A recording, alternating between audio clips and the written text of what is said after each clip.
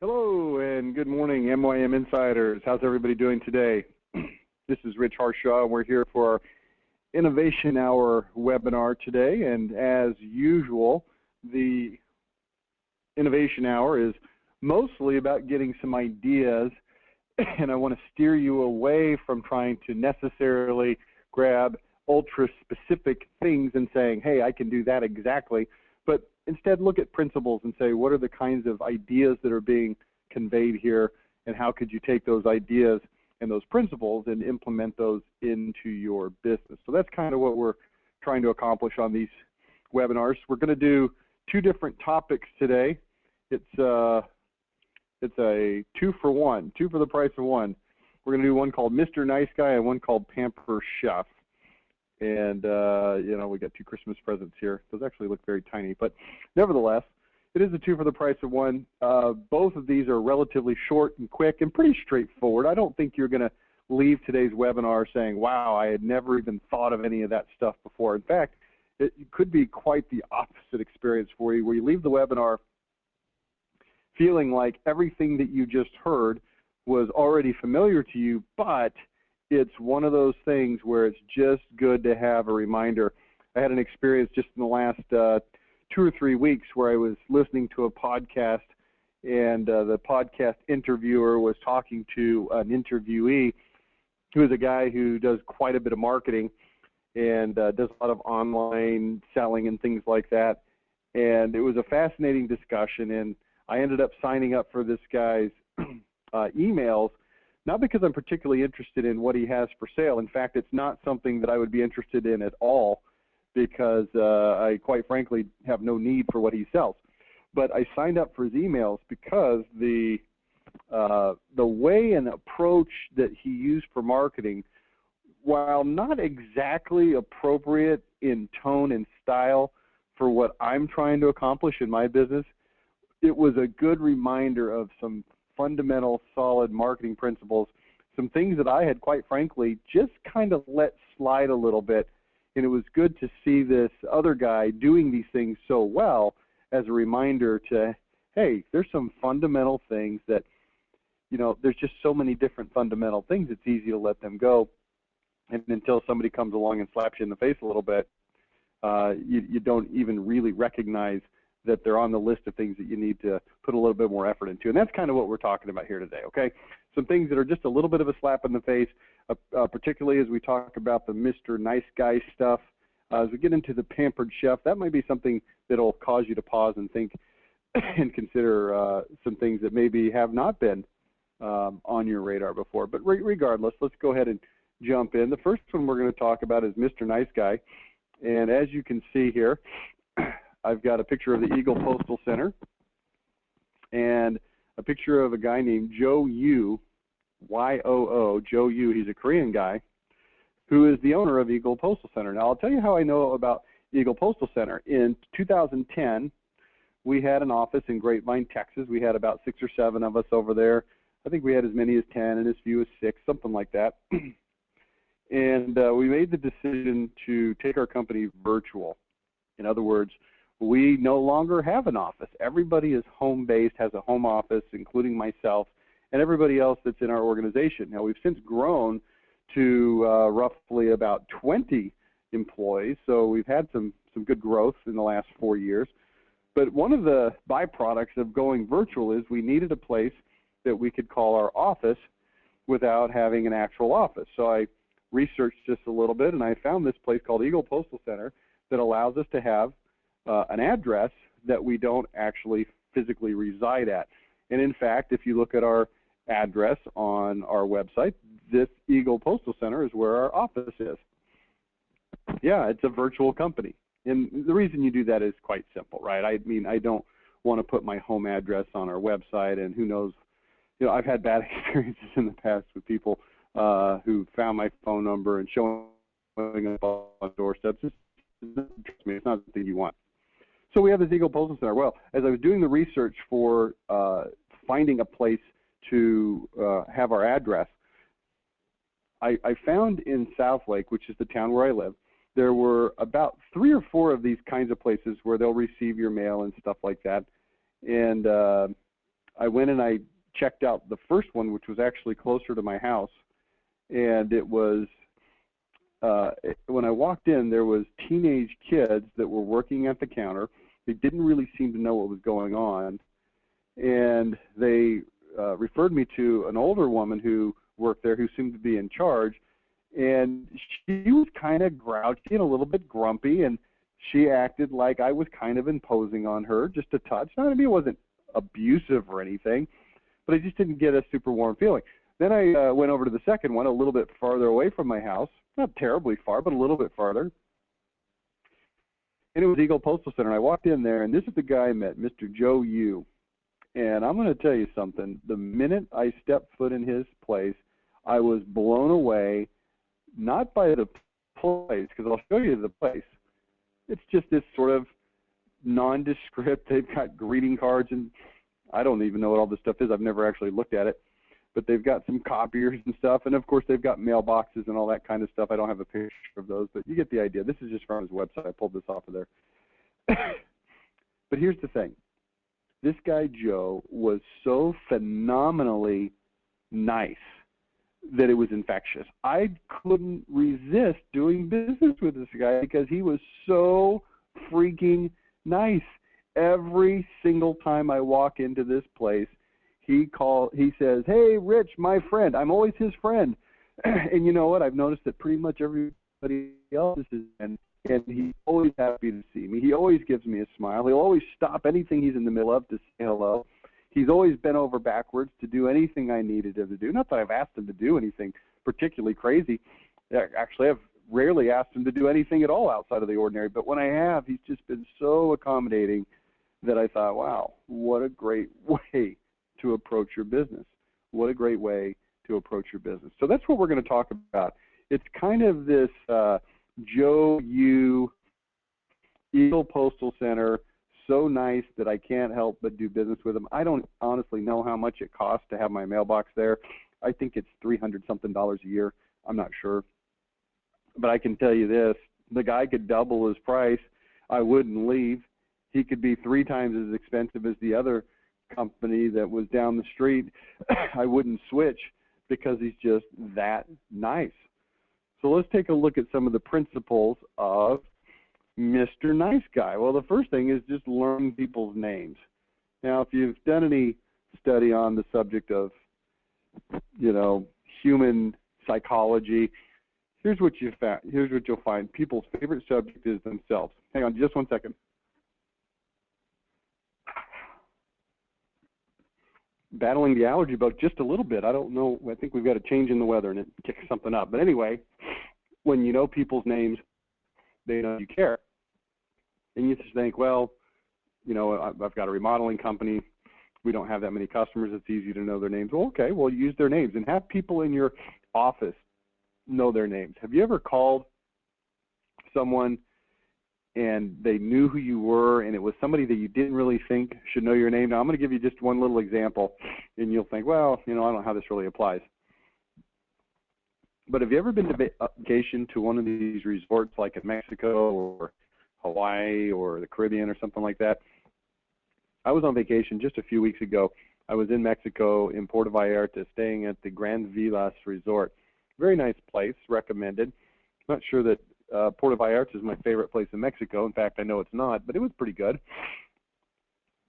But I'll tell you what, they had super, super nice people that worked there, and it blew me away.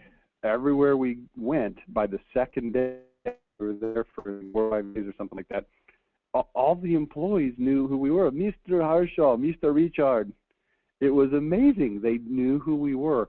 Not that the resort was overly crowded. It was an off-peak time of the year. But it was amazing when you walk up and they see you and they know you. It changes the entire tone of the interaction. Surprise people. Impress them by knowing their names, even when they think you know their names, okay? Now, here's a little warning for you. Almost right names are worse than no names at all. If somebody calls me Rick the first or second time I meet him, I don't pay any attention to that at all. It doesn't bother me one little single bit. I get called Rick all the time. Because my name is Rich with an H on the end, and then my last name is Harshaw, and it kind of flows together. Rich Harshaw So it kind of sounds like, Rick, I get it. I totally understand it. But if you've known me for 2 years and I walk into your store and you call me Rick, that shows some sort of a lack of paying attention. So just be careful with that. Make sure you get the pronunciations right. Think about the places where they don't know your name. Would it make a difference if they did? I go to a certain Chili's, not all the time, but I go in there frequently enough. I go on little lunch dates with my wife.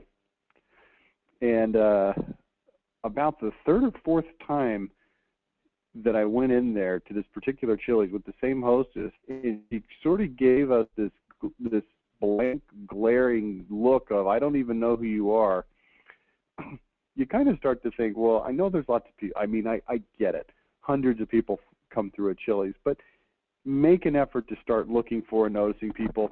Even if you don't know their names, at least a glimmer of recognition, knowing something about them, it can pay big dividends, okay? The second one is smile. That seems pretty obvious. There is something contagious. My experience is it's more of an attitude than a facial expression. I've made this comment before on this webinar, and I'll make it again right now. If you call into our office, there's a good chance you're going to get a hold of Judy Schaefer. And even if you've never met Judy Schaefer in person, which you probably haven't because, you know, there's no reason or situation where you would have met Judy Schaefer, you can tell that she has a smile on her face. And here's the interesting thing. That woman is a hard-working son of a gun. I mean, she's got a lot on her plate, and she's constantly stressed out by her job. We're trying to help her on that. But when she gets on the phone, boy, you would think she was just your best friend. And we used to have a different person that predates Judy. Judy actually took this person's position over, and she was so good at what she did. This other person, I won't mention her name, but she was really, really good at what she did. Very confident, and she's not as good as Judy, let's be honest, but she was good. But she was terrible on the phone. I mean, terrible. And it wasn't because she didn't like people, and it wasn't because she was unfriendly, but her tone and her demeanor was just very standoffish, very uninterested, and it just wasn't what we wanted for that person who's going to be talking to you. So just think about that. Over the phone, in person, the attitude, you know, think about it for a minute. Think about the word smile before you pick up the phone or talk to a customer in your store, before you make a sales presentation. You know, my kids sing in the youth choir at church, not because they necessarily want to, but all the kids, they just sing songs like once or twice a year. They'll put them in church and they'll sing all these songs. And they did that, they happened to do it last Sunday. And they tried this thing where they took a lady at the back of the congregation. The kids were at the front singing, and she was at the very back. And during the song, she had a balloon, like a helium balloon, on a string. And she would let that balloon go up very, very slowly so that during the duration of the song, the kids who were looking at the congregation would see this balloon going up. And it was very noticeable, of course, because when do you ever see a balloon going up in the church? Well, the balloon, I found out later, was there to remind the kids to smile. And I'm telling you, they smiled like crazy. It was amazing, just that little reminder. So maybe just something that you can do to remind yourself, okay? Make hiring decisions based on friendliness. I'm a big believer in this. Whenever we hire people, Judy mostly hires the people now, but I give her instructions in our thought process at MYM is the number one thing we're looking for is friendliness. If the person is not friendly, we do not want them. Doesn't matter how qualified or what education they have or how good they are at their job. If they're not friendly, it's a deal breaker. Now, it doesn't mean that we'll hire a friendly person who's also not qualified, but we use it as a starting point. Friendliness first, and then loyalty and, you know, work ethic, those kinds of things come right after this, okay? Smile in situations where the customer wouldn't normally expect it. It'll kind of throw them off a little bit, you know, when there's a problem or there's situations, okay? Next is doing the unexpected, and this is something you can have a little bit of fun with. Everybody loves a surprise. Think about your personal life. You know, when was it exciting? When was it boring? And think about the unexpected things that make life a little bit exciting. One of the things that we tend to do as adults is fall into routine, and there's value in routine, but there's also value in unexpected. I love the story of my friend David. He's the owner of one of the companies that used to be one of my clients. And he talks about using surprise in personal and in business interactions. He tells the story of when he was met who later became his wife. He had this instant sort of connection where he really, really liked her, and he thought, wow, this is the kind of girl that I really would like to, pursue a relationship with.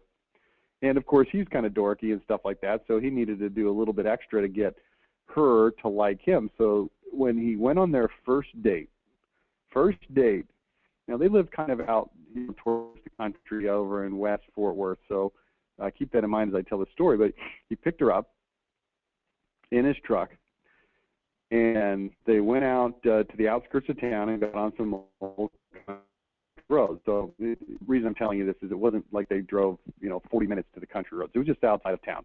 And he got on the country roads, and he knew them very, very well. He knew, where he was going, and so he did something that would appear to be very reckless, but he knew the neighborhoods and the roads and stuff, and he started driving really, really fast, 80, 90, 100 miles an hour, and she's like, what are you doing? And she got, really amped up, got her pulse going.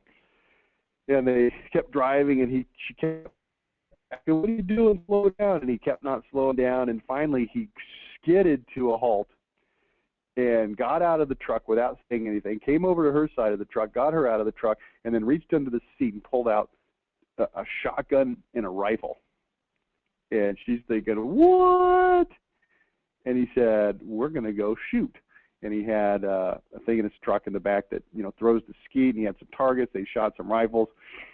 And she'd never shot a gun in her life. She wasn't interested in guns.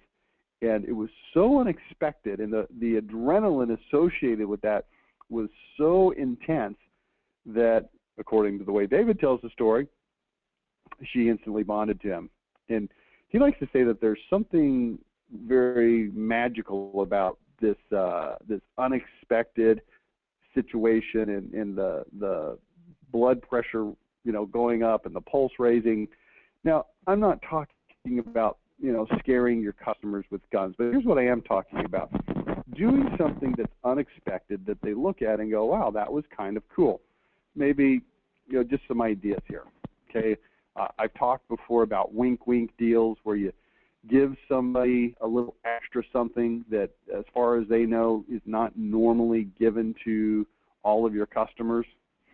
And what you can do in that particular situation is you can price your products out so that you hold some money back to include something later that the prospect or the customer doesn't expect is going to be included, but you throw it in and you tell them not to worry about paying for it, or it comes as a gift or an add-on that makes them think, wow, that was really, really cool.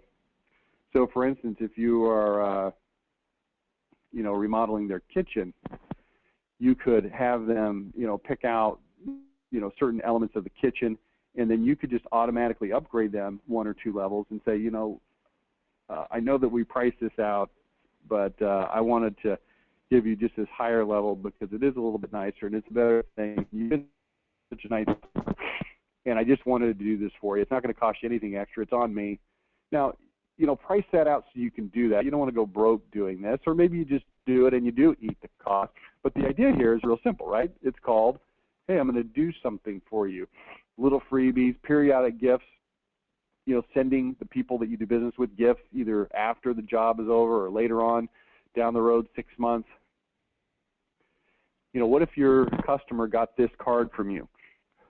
What if they got this card from you 6 months after the job was complete? I've got a little static on my line here. I'm going to try to work this out. Hang on just a second. All right, I think I got it worked out. What if you send them a little note 6 months after the job that says, hey, you know what? It's been 6 months since you bought windows from us, and I was just reflecting the other day on all the things that I'm grateful for. Or Thanksgiving's coming up, and I was thinking all the things that I'm thankful for, and I'm not sure why, but you came to mind. And I just wanted to let you know that I appreciated your business. Without customers, obviously, we don't have a business. There's lots of companies you could choose from, and you chose us. Hopefully, we, did a good job, and you were pleased with what happened. But I just wanted to give this to you. It's just a little something. It's just a Starbucks card, or it's just a $25 gift card to Chili's, or it's just a little, or it's my favorite book, or it's whatever it is. And I just wanted to say thanks. And I'm telling you, you're going to freak people out because they just don't get that stuff. Spur of the moment niceties. You know, maybe you have some Mavericks tickets or some, I don't know, whatever. Carry Starbucks gift cards in your wallet or something and just hand them to your customers when you see them, or you go to a sales call, or you stop by after the job was done. Make it seem spur of the moment. Here's what I want you to take out of this, though. One is surprising people, and number two is you can actually systematize unpredictability, right? But you just have to schedule it out. So it seems unpredictable, it seems sporadic, but it's really not, okay? So mix it up. Keep people guessing. Keep it coming, okay? Next, give out praise and compliments. Now, we've already talked about this. People's favorite subject is themselves. And everybody would secretly love to be the center of attention. I mean, go read the book, How to Win Friends and Influence People by Dale Carnegie. It's probably summed up on those 2 bullet points right there. You may not need to read the entire book. But this is true. I mean, it's a truism. So here's my recommendation. Look for something to compliment them. If you do, you will find it. And if you don't look, you won't find it. It's pretty much that simple. This can be really, really simple. I like to try to do this. I'll just give you an example. I didn't plan on this, but I'll just tell you. I coach baseball. And I've coached a lot, youth sports, and the reason I coach is not because I'm a good coach, it's because they always lack coaches, and so I always volunteer. And I'm pretty good at coaching younger kids until they get about 10 years old, and then they start needing a level of coaching that I really just am not qualified to give. So I was coaching baseball on my son's 13-year-old team, and this is getting a little bit out of my league. I know 13 sounds really young, but this is an age where they've been playing for 5 or 6 or 7 years, and they really need some advanced coaching. There's things that I just don't know how to coach. So I'm coaching, and my assistant coach is this guy that knows all kinds of stuff. And a week ago, we had a really bad practice. The kids were just out of control. They weren't focused. It was a bad practice. So last night, this other coach, it's a guy named Chris, he shows up, and he sort of takes charge, and he has them do some different drills than we've done, and he puts a little extra attention into it. And the practice was great. So I just sent him this little text this morning, and here's what I said. The way you ran that practice last night was very impressive. You have a rare ability to be strict but fun, to be serious but not menacing, to offer constructive criticism while building confidence. Thank you for teaching me how to be a better coach and for your personal investment in these boys. Just a little teeny text. Now, I didn't send that text because I want the guy to, go, wow, you're awesome. I sent it because I really felt that way. I really, truly was impressed by how he had taken over that practice. And you know what? If you don't tell people that stuff, they'll never know how you feel. They won't get that extra kudos. And I'm telling you, this is a worthwhile endeavor, okay? Just think about it a little bit. Be sincere. Be consistent. Be genuine. You don't want to fake it. Hey, you're awesome when you think they suck. Don't do that. That's stupid. You get the idea. But here's what you will find.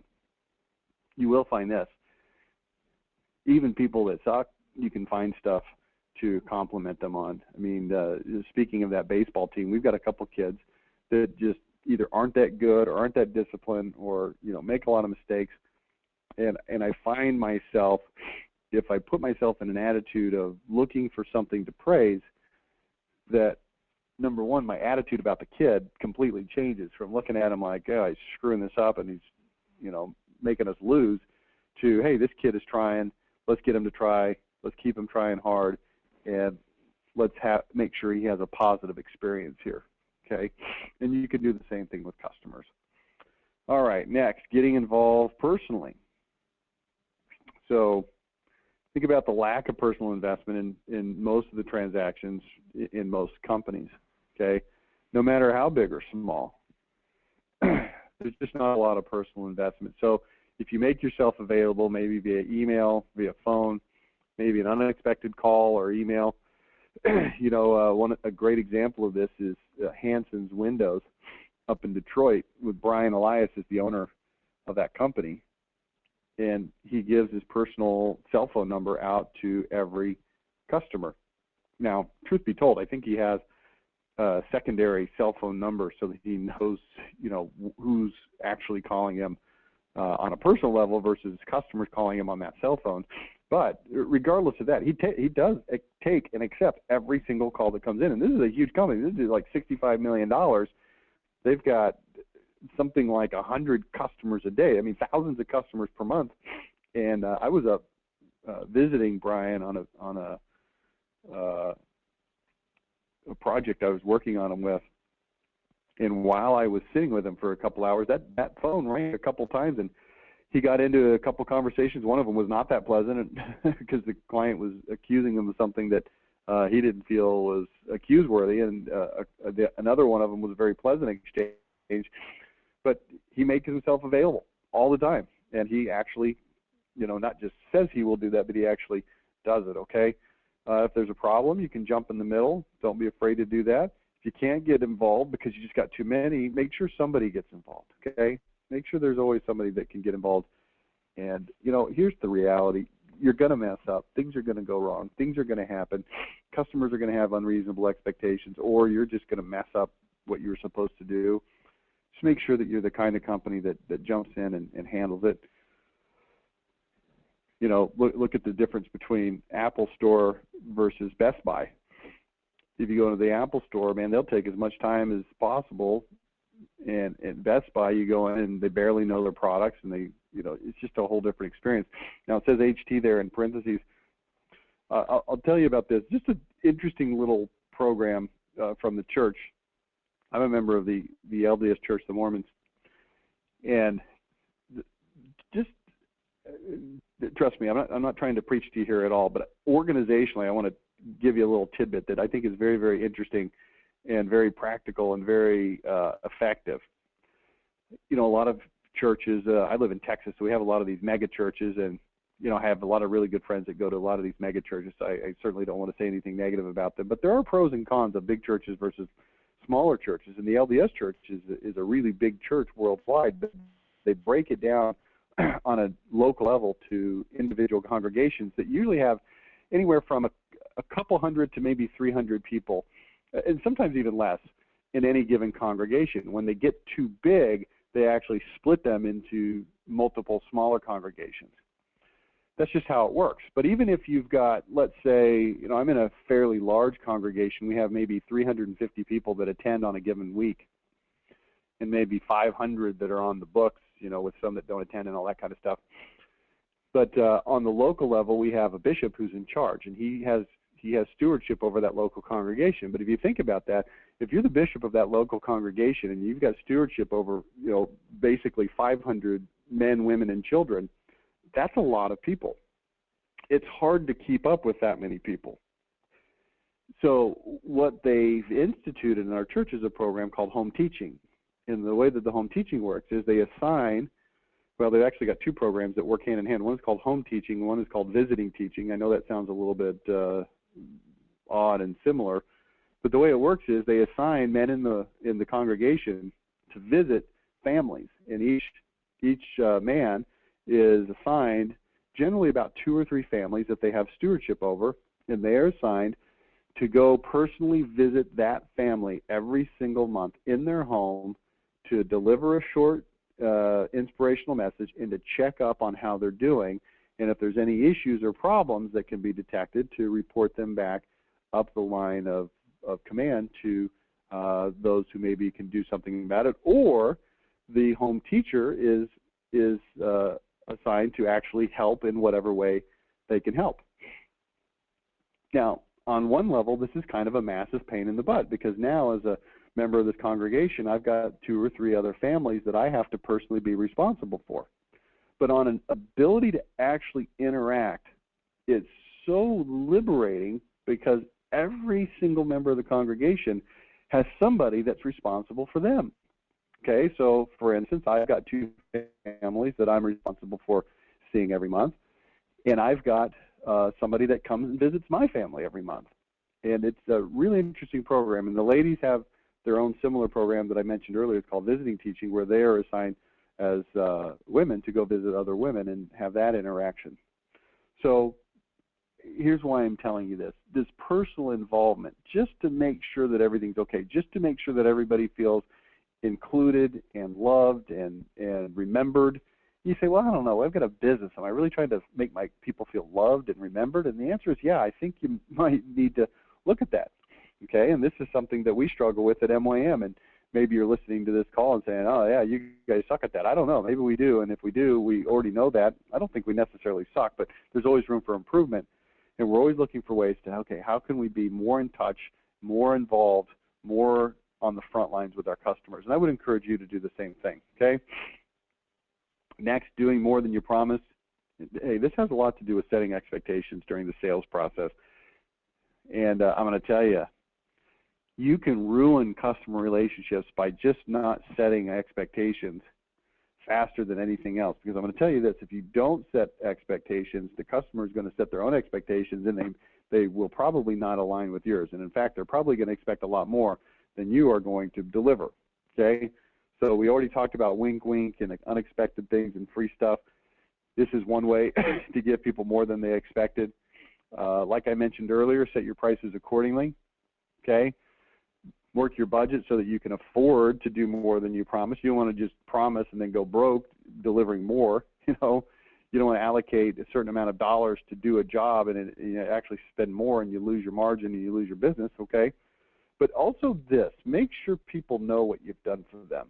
Now, you don't need to necessarily, you know, put it in their face, but remind them gently that you've done something extra for them. Hey, you know, I don't mind doing something extra. You're such a good customer, whatever the case may be. Also, we have something called pre-customer service. This is a webinar I've done in the past. You might want to look it up on our Insider portal. But the pre-customer service, really what we're talking about here is doing things before you get customers that might cost you money that allows you to then get the customer. So taking some of the stuff that you might allocate and do for free for customers and doing it actually before they become a customer in an effort to get that customer. Does that make sense? Think about it for a minute. Maybe it makes sense, maybe it doesn't. Next, tell the truth. Here's what I found. People have BS detectors and they're pretty strong. So, you know, you've got credibility on the line, especially when things get tough. Don't be afraid to come clean. Tell them what went wrong. Hey, here's the problem. Here's what we messed up, and make it right, okay? Transparency is a form of truth telling. So just a couple of examples here. Your pricing. You know, I've talked about putting some built-in elements into your pricing to allow you to spend money on other things. I think that's good. But I think what's not good is necessarily hiding your pricing, hiding your the way that you charge. Make sure people understand what they're getting, what they're paying for. If there's a problem, transparency and solutions. Netflix is on there as just a quick example. This is a company that came out, gosh, it was a couple of years ago now, I guess, and they had changed their pricing structure as they were shifting more from a DVD-based business to an online streaming business, which, gosh, I don't even know if you can get DVDs from them still anymore. I don't know anybody who does. I guess you probably could. But they do this streaming, right? And they had changed their pricing, and they took a huge hit in their subscriptions, and their stock got just killed because they made this abrupt shift, and a lot of their customers didn't like it. They changed their pricing in a way that was perceived very negatively by the marketplace. Now, possibly as a reaction to sort of save face, but even if that's their motivation, it doesn't matter. They sent an email that I thought was very interesting and transparent that essentially came in and said, look, we changed our prices. We found out after we changed the prices that people hated it. The rationale behind changing the prices was X, Y, and Z. Clearly, our rationale was flawed, and we just wanted to say we're sorry, and we're going to go back to the way we were doing things, and the pricing is going to go back to this other model, and we're not going to do the things that we had originally put in place, and we hope that you could forgive us. And when you read that email, it was like, wow, okay, yeah, hey, no harm, no foul. You messed up. I get it. And just that admission of it was so refreshing that, you know, they've actually had a very nice run in terms of new customers and in terms of stock price since then. Okay. Here's one that I'm pretty adamant about. Don't talk back behind your customer's back. There's a phrase that we use in our home, which is your name is safe in our home. We're not going to say negative things about you just because you're not here. Here's what I found, that being critical of customers, even if they deserve it, is going to affect your attitude in front of their faces. You know, I ran a business for 5 years where our primary business was dealing with marketing consultants that we recruited, trained, and supported. And we had over 1,000 of them. And inevitably, out of 1,000, there's a lot that, let's just be super, super honest for just a second here, they just weren't that bright, or they just would do infuriating things. And it was very easy, especially with that large quantity. There was always going to be, at any given moment, some finite number that were just causing us problems by stupid things that they were doing, or conclusions that they were drawing, or just some of the most insane, idiotic things you can imagine. This is called reality, right? This isn't unique to that set of people. And I remember some of our employees who had to deal with these people on the front lines started getting a little bit negative. In fact, some of them got really negative, and they had certain ones that they would call names, and it kind of became a joke in the office, oh, so-and-so, you know, and these kinds of negativity. And I heard it going on a little bit, and I remember one day one of the employees said something that just, I don't know if it just crossed a line or if it was the straw that broke the camel's back. I can't even remember what it was, but I remember calling everybody in. I mean, this is back when we were like a 90-person company then. It was a little bit bigger deal than we have now. We had an office, unlike now. And I said, look, I don't want to hear anybody talking negative about any of our customers, about any of our consultants. These people have put a lot on the line to do business with us. And yeah, of course some of them are infuriating and they're going to do stupid things, but we've got to respect who they are. We've got to respect that they're our customer, and we've got to respect them as individuals. And if we can't do that, then this is not going to be a good fit for you to work here at this place. We're not going to stand for it. You know, I did this in a public environment. This kind of behavior is not going to be tolerated, so that everybody else knew, hey, if so-and-so's talking about, you know, our customers bad, shame on them, right? If you've got customers that are bad customers, you know, look for a solution instead of talking about how jerky they are. Here's what I found. This is my personal experience, and I want you to see if you can take a nugget out of this and maybe do something with it. I have found that in a large percentage of cases where our customers are quote-unquote being jerks, that the root can be traced back to something that we did. I don't find that people are just generally irrational. Now, there's exceptions. I mean, obviously there's people that are irrational. But for the most part, people are not that irrational. When they're upset and being jerky, they might be an irrational amount of jerky, but I've found that it is based on something that set them off, and then maybe they become irrational after that. But if you start looking back and say, well, what happened that made them even start being a jerk in the first place? Bingo, there it is. It's the way that we handled something, or it's an expectation that we set improperly, or it's something that we let them do poorly, the client, on a small level, and then it started to become worse, but we couldn't control it because we had allowed it earlier in the relationship. You know, all these things that we could have potentially done differently that we didn't. And now we've got this jerk on our hands, and really the jerk is us. And I encourage you to look at problems that come up in your business and to see if you can trace them back to you, okay? And yeah, we don't want to condone bad behavior, and we're certainly not going to tolerate abuse from our customers or anything like that. That's not the point. The point is to look in the mirror once in a while. And it's hard to do, okay? You know, if you can't find a solution, then maybe it's time to just move on from that customer and let them know, hey, you know, it's just not going to be a good fit, all right? 2 more, and then we'll quickly move over to the Pampered Chef. This one is listen. You know, you've heard the old line about opinions. Everyone has one of something, and they all stink. Just like opinions, okay? Actively solicit opinions, whether it be surveys, calling people, personal visits. Again, this is something that we're trying to do better at MYM. I don't think we do a particularly good job of it right now. We're aware of it. As we move into 2015, this is high on our priority list. Find out what we're doing right. Sometimes you're doing things wrong and you don't want to find out because it's a process of fixing them and you don't want to be beat up by your customers. I understand that, but just, put this into play. Act on what you learn. If you have listened to people and you've changed what you do, let them know. They'll appreciate that. Okay? Make time for listening for your customer's sake. This is one of those things that you just have to have time, and time is translated into money, right, in business. It's really having the resources available to focus on this.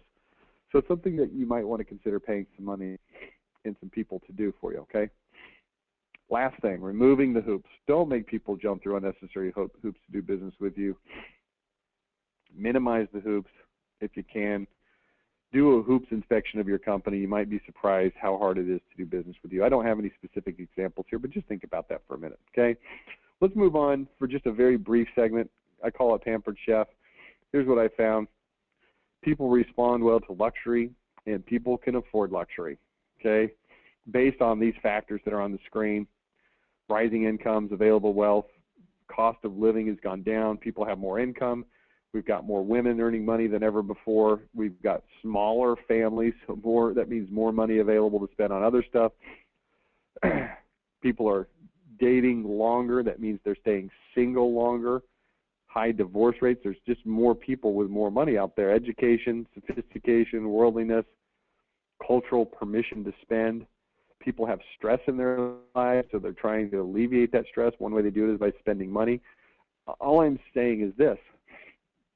I'm not saying this stuff is good or bad or right or wrong.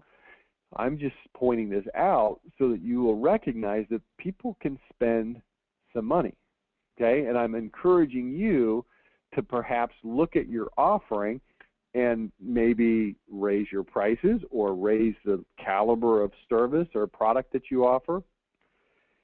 And you'll be surprised at how many people will opt to pay more for the best, okay?